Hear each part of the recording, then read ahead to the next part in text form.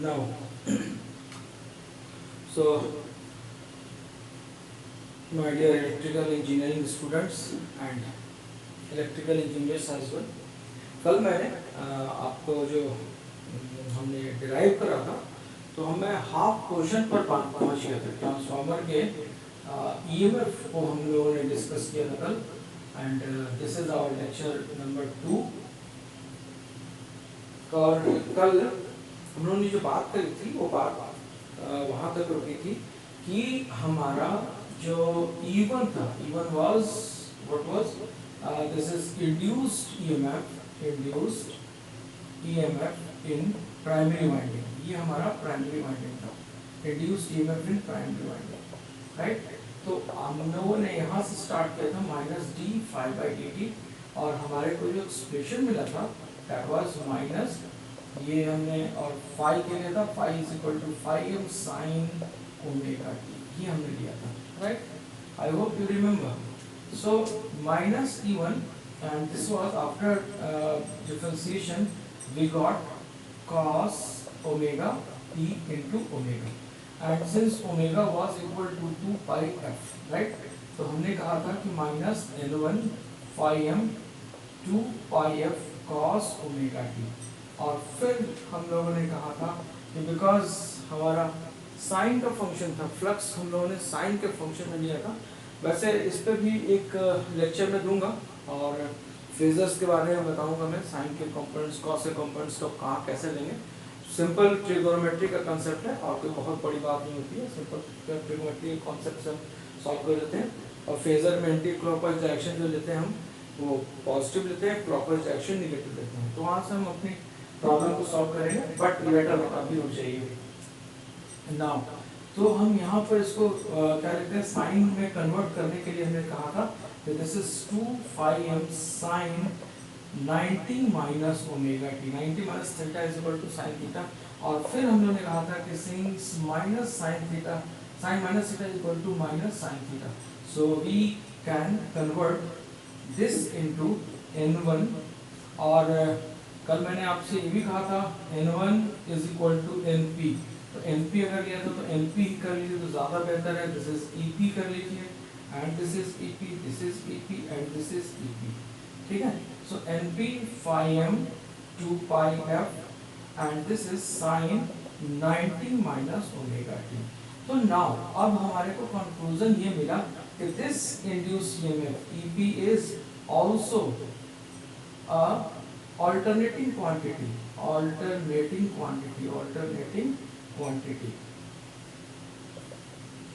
ठीक है। और अल्टरनेटिंग क्वांटिटी के बारे में आप लोगों को मालूम है कि अल्टरनेटिंग क्वांटिटी कैसी होती है। So this is our alternating quantity, ये आपकी अल्टरनेटिंग क्वांटिटी होती है जिसकी एक मैक्सिमम वैल्यू होती है। दिस इज ईपी मैक्स, है ना, ये आपका अगर ईपी है तो ये आपकी ईपी मैक्स होगी, ठीक है ना।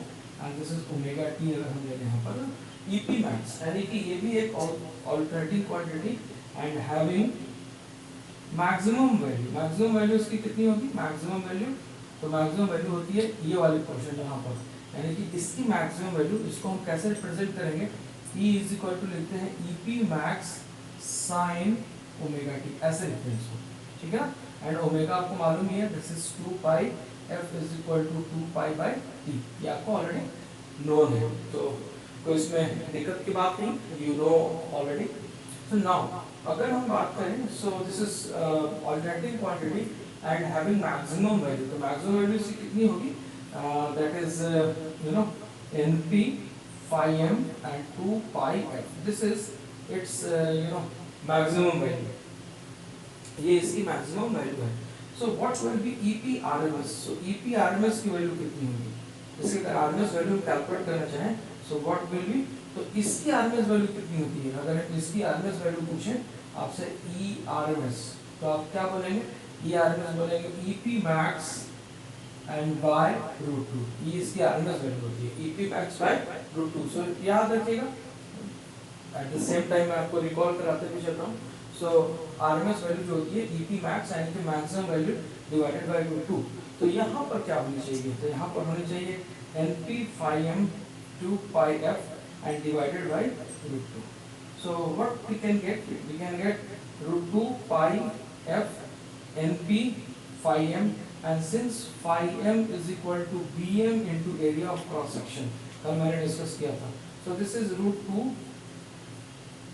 2 pi f, this is root 2 pi f NP phi m, और phi m की जगह पर Bm into area, this is right. तो ये आपका एक कंक्लूजन आया कि आपके पास आरएमएस वैल्यू इसकी कितनी है, तो ईपी आरएमएस की वैल्यू आपकी आ गई इतनी।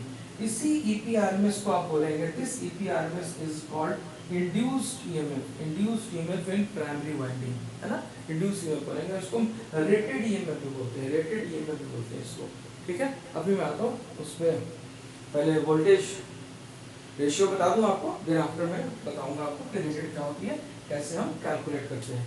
सो सबसे पहले हमने बेसिक अपना यूज करके और हमने ईएमएफ कैलकुलेट किया। सो ये E1 is equal to EP RMS, यानी कि ये हमारा इंड्यूस्ड ईएमएफ होगी, और ये वैल्यू कौन सी होगी, तो आरएमएस वैल्यू होती है।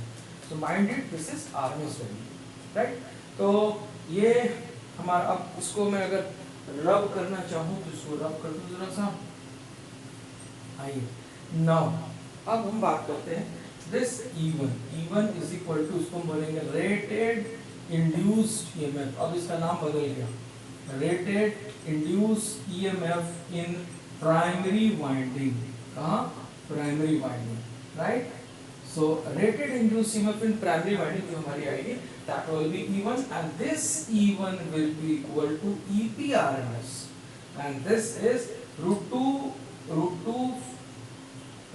pi f NP Bm into area, and this is root 2 pi को हम लिखते हैं, this is 4.44 f NP Bm into area of cross section. This is your equation number 1. Now अब आइए जरा कंक्लूजन की बात कर ले। अभी इसकी बात तो रहेगी।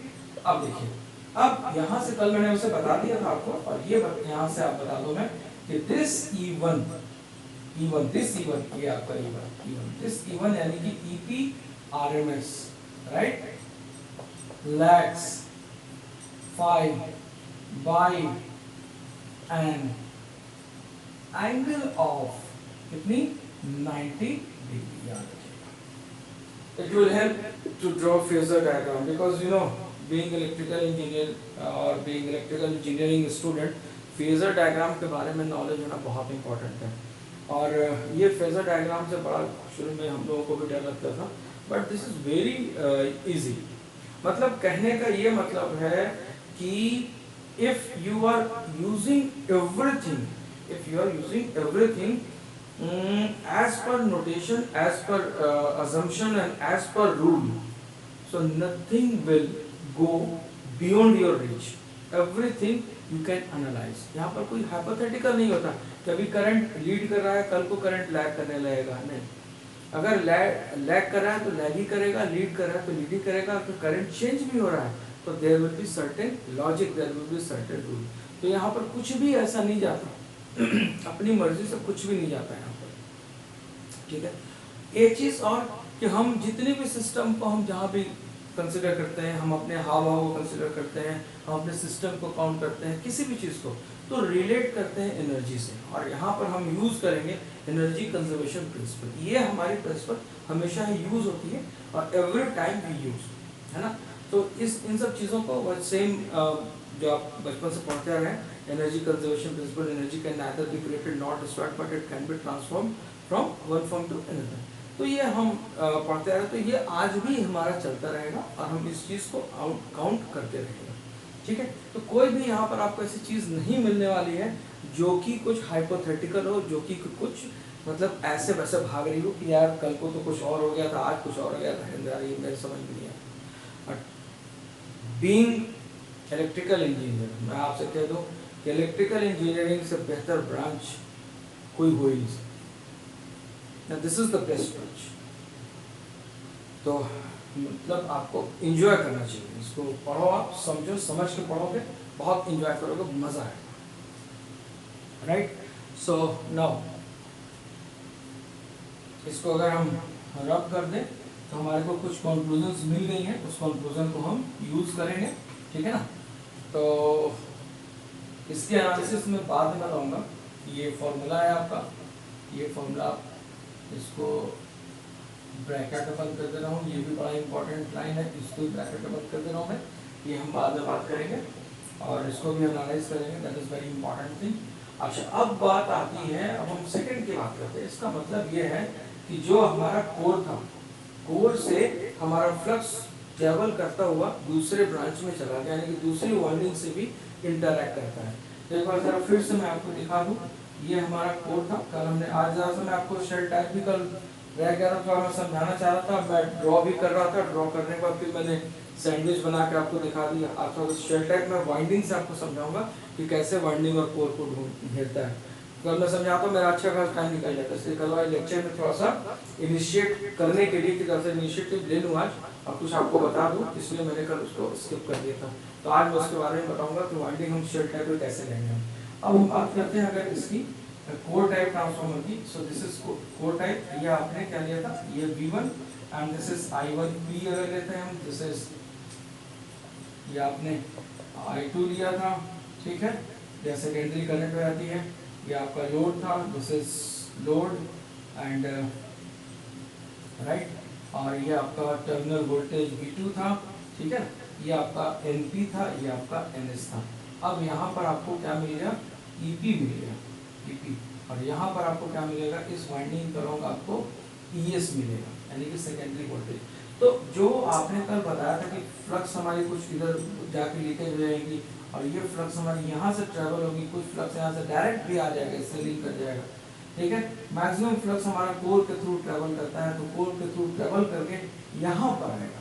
अब यहाँ से फ्लक्स ऊपर की तरफ जा रहा था, यहाँ से फ्लक्स आपका नीचे की तरफ आ रहा है, राइट, इस बात को याद रखिएगा। अब क्या होगा, अब ये फ्लक्स इससे इंटरैक्ट करेगा, तो अगर सेम फ्लक्स आपका इससे इंटरैक्ट करता है, ठीक है, अगर यही सेम फ्लक्स आपका इससे इंटरैक्ट करेगा, तो सिमिलरली हम क्या लिख सकते हैं, सिमिलरली, ठीक है, ES will be equal to minus N2 d phi by dt, and this minus N2 d phi by dt as per Faraday's law। फिर से हम कब बात करेंगे किसकी, ES क्या है, तो ES is secondary induced EMF, यानी कि सेकेंडरी में इंड्यूस EMF होगी आपकी as per Faraday's law, Faraday's law, ठीक है, from Faraday's law। So d phi by dt, तो हम phi m sin omega t यहाँ ले लें, तो क्या होगा, minus N2 phi m cos omega t into omega. So same चीजें आपको मिलती चली जाएंगी, कुछ भी कुछ यहाँ करना नहीं है, and this is 2 pi f omega के जगह पर रख दिया, और ये हमारा cos ओमेगा t था, इसको हमने चेंज करके 90 माइनस ओमेगा t कर दिया, एंड नाउ फाइनली हमने लिख दिया minus 2 pi f n2 bm into area and sin omega t minus 90 degree. So बड़ा अच्छा कंक्लूजन आपको मिल गया, सेम पहले की तरह ही आपका इक्वेशन मिल गया, यानी कि इसमें और इसमें दोनों में इंड्यूस ईएमएफ आपकी सेम फेज में आपको मिलेगी, और सिर्फ एक फर्क रहेगा, ये N1 और N2 पर डिपेंड करता है, यानी कि आपने NS लिया था ना सेकेंडरी वाइंडिंग की, secondary winding, secondary winding, secondary winding, so this is secondary winding है ना। तो ये यहाँ पे डिपेंड करता है किसका, तो नंबर ऑफ टर्न्स पे डिपेंड करता है। सेम फेज में रहेगा, फेज आपका सेम आ गया, नंबर ऑफ टर्न्स पे डिपेंड करेगा, इस पे आपकी मैग्नीट्यूड ज्यादा या कम होगी। तो हम ये कह सकते हैं this is omega t minus 90 degree, तो हम ये कह सकते हैं अब यहाँ पर कि ES is equal to secondary induced EMF, secondary induced EMF, secondary induced EMF, and ES is also alternating in nature, alternating in nature, having maximum value, कितनी maximum value इसकी, having maximum value कितनी है इसकी, 2 pi f ns bm into area, right? So this is the value of secondary EMF, right? तो हम यहाँ पर ये लिख सकते हैं this ES is equal to, क्या लिख सकते हैं आप, secondary induced EMF ES आ गई, alternating in nature आ गई, ठीक है, एंड और एक बात और लिख सकते हैं, moreover moreover ES lags phi by 90 degree, ठीक है। सो ES max कितनी होगी, ES max is equal to आपको मिलेगा 2 pi f ns bm into area. So what will be ES RMS कितनी होगी, and this is equal to induced EMF, rated induced EMF. This is rated induced EMF. E2 is rated induced EMF in secondary winding, and this is equal to 2 pi f ns bm by a and root 2. So now ES RMS is equal to E2. We can write root 2 pi f ns bm into a, right? So now we are in a position to rub all these things. So further if we move, so E2 is equal to 4.44 f ns bm into a, and this is your equation number 2, right? So we have got two things, यानी कि आपने जो supply दिया था तो आपके primary winding और secondary winding में जो इंड्यूस ईएमएफ जो कि हमारा यूज होता है, जो कि हमारा रेटेड ईएमएफ कहा जाता है, और ट्रांसफार्मर जब आप खरीदने जाएंगे सबसे पहले आपको यही मिलेगा कि आपकी रेटेड इंड्यूस ईएमएफ कितनी है, जिसको हम वोल्टेज रेशियो भी कहेंगे, ठीक है। So now this is our achievement, so we have achieved two things. So now what will be the A? A is equal to, we call transformation ratio. This is very important thing for analyzing transformer operation. A is equal to transformation ratio. Now we can write this is E1 by E2, and E1 is 4.44 f ns bm into area and divided by 4.44 f, this is np, ns bm into area. This gets cancelled, everything gets cancelled, so what we are getting, A is equal to E1 and by E2 is equal to np by ns. This is, अब यहाँ पर थोड़ा सा मेरा कहा मानिएगा, और मेरे कहे मुताबिक अगर आप इसको फॉलो करेंगे तो चाहे आप किसी भी किताब को पढ़े, भीमराज साहब की बुक पढ़े या नागत कोठारी पढ़े या थेरेजा पढ़े या number of foreign authors books are available in machine, कहीं भी आपको कोई भी कंफ्यूजन नहीं होगी। अभी आपका बेसिक बहुत अच्छी किताब है डेल टोरो की मशीन की, वो बेसिक इलेक्ट्रिकल इंजीनियरिंग की बहुत अच्छी किताब, बहुत सारी चीज़ें उसमें दी हुई हैं, बहुत सारी चीज़ें, तो उसको भी अगर आप पढ़ेंगे तो आपको कहीं भी कोई डाउट नहीं होगा। अगर आप एक नोटेशन लेंगे, अगर आप लेते हैं, this is our assumption, we assume that A is greater than 1 for two winding transformer, ठीक है। टू वाइंडिंग ट्रांसफार्मर के लिए हम A greater than 1 अगर assume कर ले, and A is smaller than 1 for auto transformer, ठीक है। तो आपको कहीं प्रॉब्लम नहीं आएगा। A is greater than 1, इसका मतलब कि हमेशा ही आपका ट्रांसफॉर्मेशन रेशियो 1 लेना है, चाहे आपका स्टेप अप हो या स्टेप डाउन, हार्डली मैटर्स, आपको हमेशा ही A की वैल्यू 1 लेना है। और उसके बाद एक बहुत अच्छा हम यहाँ से कंक्लूजन निकालने वाले हैं, और उस कंक्लूजन से फिर हम लोग आगे की बात करेंगे। हम उस कंक्लूजन को दो तरीके से हम लोग कैलकुलेट करेंगे, एक हम ट्रांसफार्मर की मैग्नेटाइजिंग करंट से कैलकुलेट करेंगे और दूसरा हम पावर से कैलकुलेट करेंगे। बेसिकली हम ट्रांसफार्मर को कहते हैं कि this is transferring input power is equal to output power, यानी कि बिना लॉस की बात है, but this is not fact. आपका कोई भी ट्रांसफार्मर इतना बढ़िया हो ही नहीं सकता जिसमें कि लॉसेस ना हो, सिर्फ आइडियल ट्रांसफार्मर, और आइडियल ट्रांसफार्मर आपका एग्जिस्ट नहीं करता, तो आपके ट्रांसफार्मर में लॉसेस होंगी। बट हमारा अजम्पशन होता है कि हम ट्रांसफार्मर को इस तरीके से यूज करते हैं, डिजाइन करते हैं, ट्रांसफार्मर को डिजाइन करते हैं, नॉट यूज करते हैं, इस तरीके से ट्रांसफार्मर को हम डिजाइन करते हैं कि हमारा जितना इनपुट पावर दे हमारा उतना ही आउटपुट पावर मिल जाए। But in spite of it कुछ लॉसेस मिलती हैं, लेकिन ये बहुत अच्छी बात है कि हम ट्रांसफार्मर की जो एफिशिएंसी है वो 99 तक अचीव कर लेते हैं। In case of motor generator this is not possible, but in case of transformer हम 99% तक ट्रांसफार्मर की एफिशिएंसी को अचीव कर लेते हैं, ठीक है ना, विदाउट डिजाइन। यानी कि बहुत अच्छे से हम डिजाइनिंग अगर करें तो हम ट्रांसफार्मर की एफिशिएंसी अप्रोचिंग 100 तक लेकर जाते हैं, but it can not be 100 because ideal तो है नहीं, कहीं ना कहीं तो लॉस होगी, राइट। तो यहाँ पर हम दोनों अप्रोच लेंगे, हम दोनों अप्रोच से हम इसको आपको समझाएंगे कि ये क्या होता है और कैसे काम करते हैं, ठीक है। और उसके बाद फिर मैं आपको थोड़ी सी मैग्नेटाइजिंग और डीमैग्नेटाइजिंग की बात बताऊंगा, magnetising MMF and demagnetising MMF के बारे में। तो उससे भी आपको थोड़ा सा कंसेप्ट आपके क्लियर होंगे और आपको मजा आएगा, ठीक है ना। सो नाउ अब हम बात करते हैं इसकी यहाँ पर आगे।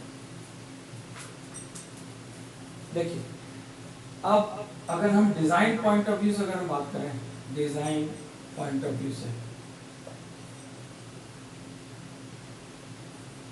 सो हमारा इनपुट पावर जो होनी चाहिए, input power is equal to output power होनी चाहिए, input power is equal to output power. ये हमारा ट्रांसफार्मर का डिजाइन करता है। तो इनपुट पावर कितनी होगी, अगर हम इनपुट पावर की बात करेंगे तो प्राइमरी की वैल्यू इनटू I1 है ना, या IP ले लीजिए, IP primary current cos phi, ये तो होती है एसी पावर। याद रखिएगा, आपको फिर से मैं बता दूं, एसी पावर जो होती है हमारी, एसी पावर जिसकी यूनिट पावर वाट होती है, यानी कि VI cos फाई होती है, इसकी वाट होती है VI cos फाई, ठीक है। और यहाँ पे दो पावर होती है, यानी कि VI sin फाई भी होती है, जिसकी यूनिट आती है वाट, इसको हम बोलते हैं रिएक्टिव पावर। याद रखिएगा, बाद में ये डिस्कस करूंगा अभी नेटवर्क वाले पोर्शन में, लेकिन इतना याद रखिएगा। और डीसी में जो हमारी पावर होती है, तो ये वाला जो पावर होता है रिएक्टिव पावर, ये सिर्फ इंडक्टर और कैपेसिटर में मिलता है। ये वाला पावर सिर्फ आपको रेजिस्टर में मिलेगा। माइंडेड हमेशा याद रखिएगा, अच्छों को इंजीनियरिंग कंप्लीट होती है, लेकिन ये पल्ले ही नहीं पड़ता कि ये वाट कहाँ था और वार कहाँ था। एक स्टेटमेंट आती है कि भाई इंडक्टर और कैपेसिटर हमारा एनर्जी स्टोर करता है, पावर कंज्यूम नहीं करता है, तो फिर जाता कहाँ है, क्या खाता है, क्या रहता है, ठीक है। रिएक्टिव पावर का क्या काम है, ये सब कहानी क्लियर होनी चाहिए। ये सब एक इलेक्ट्रिकल इंजीनियरिंग की कहानी है, लेकिन बहुत ही कंसेप्ट क्लियर है कि एनर्जी स्टोरिंग एलिमेंट होते हैं, इसमें रिएक्टिव पावर होते हैं, यहाँ पर रेजिस्टर में पावर, रेजिस्टर में आपको पावर मिलेगा जिसकी वॉट होती है, और ये रिएक्टिव पावर मिलता है कैपेसिटर और इंडक्टर में, ठीक है, फाइन। अब हम डीसी पावर की बात करें तो डीसी पावर में हमारे क्या मिलता है, P is equal to V I, ठीक है, P is equal to V I. यहाँ पर भी आपको मिल जाएगा आई स्क्वायर आर, ठीक है, यहाँ भी पावर आई स्क्वायर आर के बराबर होती है, यहाँ पे भी मिलेगा आपको, यहाँ पर भी मिलेगा वी स्क्वायर बाई आर के बराबर मिलेगा पावर, ठीक है, रेजिस्टर केस में। और यहाँ पर this is I square R is equal to V square by R and V is equal to I R. तो ये पावर के कुछ फॉर्मूले हैं जो कि आप हमेशा याद रखिएगा, ठीक है। सो नाउ तो एसी पावर है, तो हमने क्या लिया, voltage current into cos phi, voltage current into cos phi. तो वोल्टेज हमारा E1 था, I2 is primary current, cos phi हमारा पावर फैक्टर। सो ये कितने के बराबर होगा, E2 IS into cos phi. हमारा ये होगा कि जितनी इनपुट पावर है उतनी ही आउटपुट पावर होनी चाहिए। ये हमारा डिजाइन कंसीडरेशन है, input power is equal to output power, ठीक है। कहता है ना कि एनर्जी इज ऑलवेज कंजर्व, जितनी हमें ट्रांसफर की वहाँ मिलना चाहिए, लेकिन ऐसा होता नहीं, लेकिन होता भी है, होता है, बिल्कुल होता है। भाई एनर्जी मिलनी चाहिए ना, तो कुछ तो आपको इलेक्ट्रिकल एनर्जी मिल गई, और कुछ आपको गर्मी मिल जाती है, एनर्जी कन्वर्ट हो गई, टोटल गई तो दो पार्ट में आपको मिल गई, कुछ इलेक्ट्रिकल एनर्जी मिल गई, कुछ आपको गर्मी मिल गई। अब जैसे हम लाइट की बात करें तो लाइट में भी आपको क्या मिलता है, थोड़ी सी आपको मैक्सिमम लाइट एनर्जी मिलती है और थोड़ी सी हीट एनर्जी मिल जाती है, ठीक है। तो यहाँ भी एनर्जी पूरा कन्वर्ट हो जाए, यानी कि electrical energy is equal to light energy and plus heat energy, दो चीज़ें मिल जाती हैं, ठीक है तो फॉर्म एनर्जी का ही ना। सो ऐसा नहीं है कि ये आपका एनर्जी कंजर्वेशन फेल करेगा, फेल नहीं करेगा, तो बिल्कुल यहाँ वैलिड है, ठीक है। और हीट कहाँ होगी, तो हीट आपका रजिस्टर में होगी। तो ऑब्वियसली आप पढ़ेंगे, आप दो आपको हीट मिलेगी, आपको कुछ लॉसेस कोर में हो जाती हैं, आयरन लॉस, कोर लॉस मिल जाएगा, फिर आपका इसका मिलेगा आपको आगे, ठीक है ना। तो फॉर्म बदल जाता है एनर्जी का, लेकिन एनर्जी उतनी ही रहती है। सो अब आपके पास क्या है, E1 by E2 is equal to IS by IP and this is equal to NS NP by NS, ठीक है। सो E1 इज प्राइमरी वोल्टेज, ये आपका E1 is primary voltage, secondary voltage, IS secondary current, primary current, number of turns primary winding and secondary winding, तो ये आपका आ गया, this is equal to transformation ratio. अब यहाँ से एक बात याद रखिएगा, बहुत इंपॉर्टेंट बात है कि फॉर कांस्टेंट पावर, अगर पावर आपकी कांस्टेंट होगी, for constant power V is inversely proportional to I, जिस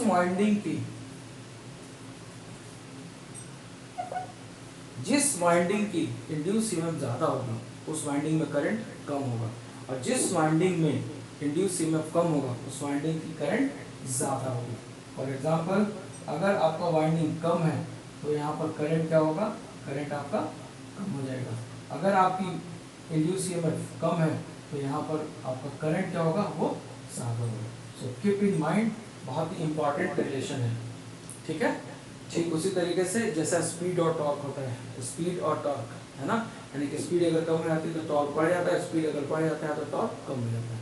याद रखिएगा से, ये जो लोग बाइक चलाते होंगे बहुत अच्छे से इसको समझ सकते हैं कि जैसे भीड़ वाले इलाके में जाते हैं आप, एक नंबर में आपकी बाइक आ जाती है, स्पीड कम टॉर्क बढ़ गया, एक नंबर पर टॉर्क बहुत ज़्यादा होता है। जैसे ही हाईवे पे आते हैं आपकी बाइक 5 नंबर गियर में चलने लगती है, यानी कि आपका टॉर्क कम होता है, स्पीड हवा से बात करने लगते हैं आप लोगों ने अच्छा महसूस किया होगा इसको। तो हम उसी तरीके से इलेक्ट्रिकल में भी याद रखेंगे, जहाँ वोल्टेज कम होगी वहाँ पर करंट ज़्यादा होगा, जहाँ वोल्टेज ज़्यादा होगी वहाँ करंट कम होगा। और ऐसा क्यों, बिकॉज पावर रिमेन्स कांस्टेंट, यानी कि हमारा पावर तभी पॉसिबल है और कांस्टेंट पावर, यानी कि पावर हमारी जब कांस्टेंट रहेगी। फाइन, तो इतनी सारी बातें आप लोगों को, आई थिंक कि आप लोगों को याद रहेंगी, आप लोगों को बातें समझ में आ गई होंगी। अब बात आती है, हम जरा सा इसी पहलू को थोड़ा सा मैग्नेटाइजिंग एमएमएफ की तरफ से आपको समझा दूंगा, ठीक है। आइए, जब हम एमएमएफ की बात करते हैं, एमएमएफ, अगर हम एमएमएफ की बात करते हैं तो एमएमएफ में हम लिखते हैं कि एमएमएफ का मतलब फोर्स एफ से रिप्रेजेंट करते हैं, and this is number of turns into current, है ना, ये लिखते हैं। So F is equal to NI, सारे फॉर्मूले लिख दे रहा हूँ मैं, NI is equal to phi into R, this is reluctance, ये सब मैग्नेटिक सर्किट के पार्ट हैं। F is equal to NI is equal to phi R, and this is equal to H into N, यानी कि magnetic field intensity into length of the core, ये MMF का formula होता है। तो फिर आज हम इसकी बात करेंगे, यानी कि अगर हम देखें तो आपके प्राइमरी वाइंडिंग का काम है, प्राइमरी में जो काम होता है वो प्राइमरी होता है मैग्नेटाइज करना, यानी कि ये मैग्नेटाइजिंग एमएमएफ होती है, दिस इज मैग्नेटाइजिंग एमएमएफ।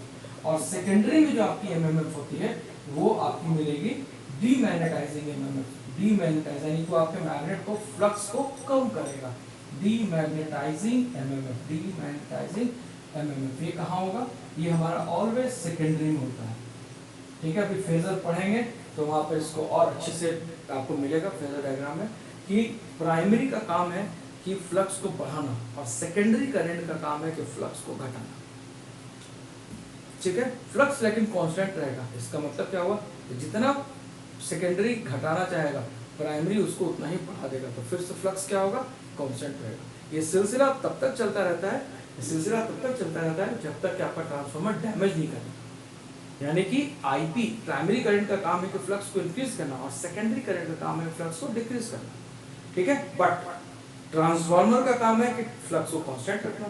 तो ये सिलसिला तब तक चलता रहेगा जब तक कि ट्रांसफार्मर में झेलने की ताकत रहेगी और ट्रांसफार्मर आपका डैमेज नहीं करता, तब तक से मैग्नेटाइजिंग डीमैग्नेटाइजिंग चलता रहता है ये प्रोसेस, राइट। और एवरी टाइम फ्लक्स हमारा कांस्टेंट रहता है। तो मैग्नेटाइजिंग एमएमएफ की बात करें हम तो N into I चाहिए, यानी कि NP into IP, and this is equal to NS into IS, right? I hope this is correct. So NP by NS is equal to IS by IP, और ये NP जो है हमारा primary के induce EMF के proportional है और ये सेकेंडरी के इंड्यूस ईएमएफ के प्रोपोर्शनल है। So this is equal to A. So we have concluded the same thing, वहीं पर हम आ गए। अब 2 मिनट में आपका लूँगा, ज़रा सा आपको सेल टाइप ट्रांसफॉर्मर बता दूँ और उसका फिर मैं लेक्चर आपका इसको रोकता हूँ मैं, ठीक है ना। सो दिस इज 30 मिनट्स, 30 मिनट्स हो गए आपके, तो हार्डली 2 या 3 मिनट आपको मैं ज़रा सा मैं समझाता हूँ, ठीक है। नाउ अब बात करते हैं ज़रा सा, अब ये सब आपको न्यूमेरिकल मिलेंगे, आपको इस पे एक से एक एनालिसिस मिलेगी, सब कराया जाएगा। ट्रांसफॉर्मर में आपको मास्टर बना दूंगा मैं कंट्रोल। अब बात आती है शेल की। कल मैंने बात तो करी थी, कल मैंने 3 लिंब तो बनाया था और 3 लिंब बना के और मैं समझाना चाह रहा था, लेकिन उस समझाने के चक्कर में हमारी कहानी खराब रहती, तो मैं चुप रह गया, मैं चल रहा बाद में देखता हूँ मैं। फिर मैंने आपको सैंडविच बना के दूसरे तरीके से समझा दिया था, low voltage high voltage, low voltage high voltage. But देखो यहाँ पर ये आपका है, ये आपका शेल टाइप ट्रांसफॉर्मर है ना, ये इसको बोलते हैं shell type transformer, shell type transformer. कल जब हमने कहा था, कल पहले मैंने ये बनाया था, ये वाली वाइंडिंग बनाई थी, ठीक है। तो ये शेल टाइप होगा? नहीं होगा। इससे नहीं होगा कि शेल टाइप की जो डेफिनेशन है वो ये कहता है कि इसमें कोर आपके वाइंडिंग को घेरती है ना। कोर में क्या था कि आपका सॉरी कोर टाइप ट्रांसफॉर्मर में क्या था कि कोर को वाइंडिंग घेरती है, लेकिन शेल टाइप में क्या है कि वाइंडिंग को कोर घेरती है, वाइंडिंग को कोर घेरती है। तो कहाँ घेर रही है? एक तरफ से तो घेर रही है, लेकिन दूसरी तरफ तो खाली है ना, ये नहीं होगा, ठीक है। अब आप यहाँ पर अगर आप ये वाइंडिंग दे दें, यहाँ पर अगर आप वाइंडिंग दे दें, ठीक, तो आप ये कह सकते हैं कि यहाँ पर आपको इधर भी कोर मिल रहा है, इधर भी कोर मिल रहा है, तो आप बोलेंगे कि हाँ this is your shell type transformer. अगर यहाँ पर सिर्फ वाइंडिंग दे दीजिएगा तो यहाँ पर नहीं मिलेगा, तो ये आपका शेल टाइप ट्रांसफॉर्मर नहीं होगा। तो शेल टाइप ट्रांसफॉर्मर के लिए क्या मिलना चाहिए आपको? तो अगर हम नर्सरी में बात करें तो शेल टाइप ट्रांसफॉर्मर हमारा कैसा होगा? ये हमारा ये आ गया, ये आ गया, ये आपका विंडो बन गया। यहाँ पर हम ये 2 वायर आप दे दीजिए, ठीक है, इसको ऊपर की तरफ लेके चले जाइए और यहाँ पर आप वाइंडिंग दे दीजिए, ठीक है, और इनको नीचे की तरफ लेकर आप चले जाइए, ये यहाँ पर, ठीक है। ये अब ये वाइंडिंग जो है, इस वाइंडिंग को दोनों तरफ से कोर ने अपने तरफ इनक्लोज करके रखा, सराउंड करके रखा हुआ है। So this is your shell type transformer, इसको हम बोलेंगे शेल टाइप ट्रांसफॉर्मर, याद रखिएगा। तो मैं ये समझाना चाह रहा था, लेकिन फिर मैं सोचा कि बहुत अच्छा खासा टाइम खराब हो जाएगा, तो फिर मैंने उसको सैंडविच से ही समझा दिया, ठीक है। सो दिस इज यानी कि यहाँ पर आप अब यहाँ पर फ्लक्स प्रोड्यूस होगा, प्राइमरी और सेकेंडरी दोनों मिल जाए, फ्लक्स एक इधर चला जाएगा, फ्लक्स ऐसे, और एक फ्लक्स आपका ऐसे चला जाएगा, ठीक है, ये आपको फ्लक्स का पाथ हो जाएगा। So this is your shell type transformer, right. So now we are moving towards, अब हमारा क्या बचा? हाँ, अब हम बात करते हैं जो चीज़ें हमने उन्हें कंक्लूड कर ली, उसको हम जरा सा फेजर डायग्राम में ड्रॉ कर देते हैं, फिर हम इसको वाइंड अप करेंगे, क्योंकि हमारे को एक नेटवर्क का चैप्टर भी लेना है। 32 मिनट्स।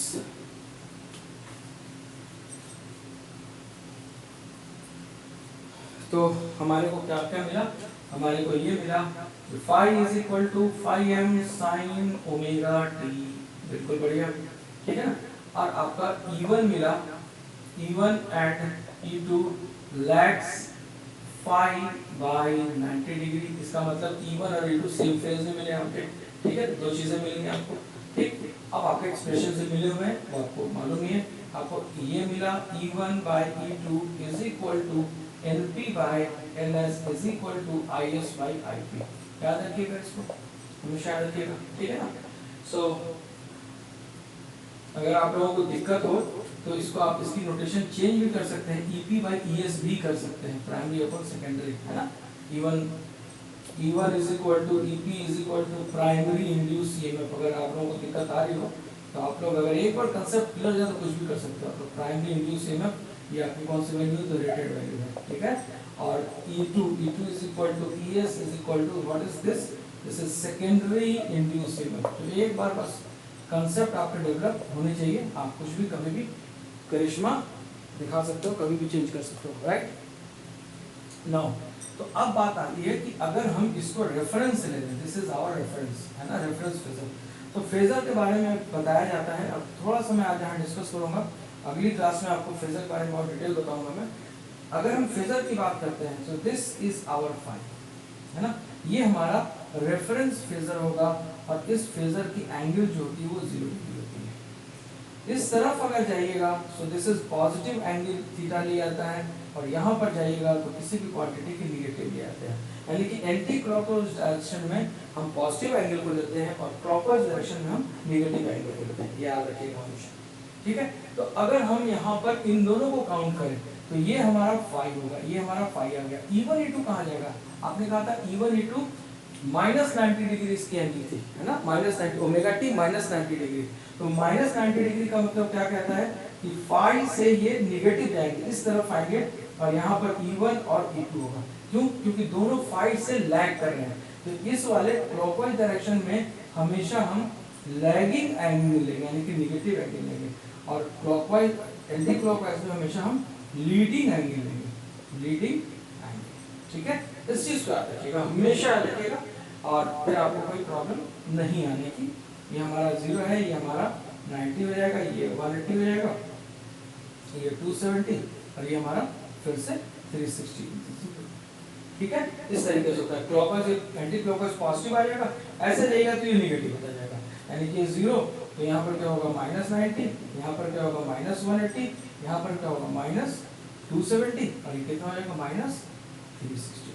ठीक है, so this is all about your phasor diagram. यहाँ से यहाँ तक आ गए। अब इसी के आगे हमें और आगे बढ़ना है। अब नेक्स्ट में हम बात करेंगे आपसे, और कुछ एक प्रॉब्लम सॉल्व करेंगे, फिर हम इक्विवेलेंट सर्किट बनाएंगे, फिर इक्विवेलेंट सर्किट से आपको फिर आगे लेकर चलूँगा। ठीक है, तब तक के लिए thank you, take care, stay safe. और अगर कोई डाउट आती है, कुछ क्वेश्चंस आते हैं, तो आप कमेंट सेक्शन में लाइक पूछिए। I am ready, I am available to answer your questions, right? Thank you.